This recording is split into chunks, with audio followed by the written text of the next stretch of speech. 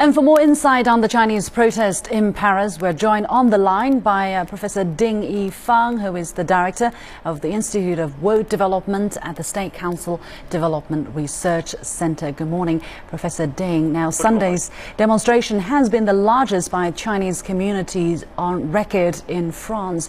What's your analysis of the rally and the string of attacks that apparently triggered it?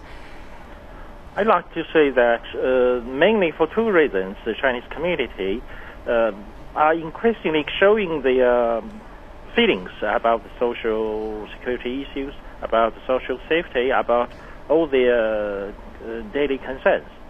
While in the past, the Chinese community was composed mainly by migrant workers, and their number was very limited, so they used to be very, very self-reflected, so they are not likely to show their anger or their concerns. While today, more and the Chinese community is composed mainly by new immigrants. Those Chinese are well educated in Western system, so they know how to protect their rights. So they use traditional Western ways to show their feelings. Now, what is the message the Chinese community wants to send to either the French authorities or to the public and possibly to those criminals by staging such a rally? What's the feeling that you mentioned that they want to make clear?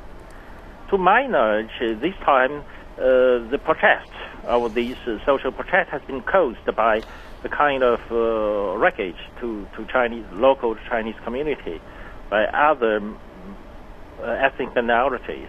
So Chinese community wanted to show to the French government that they have their rights.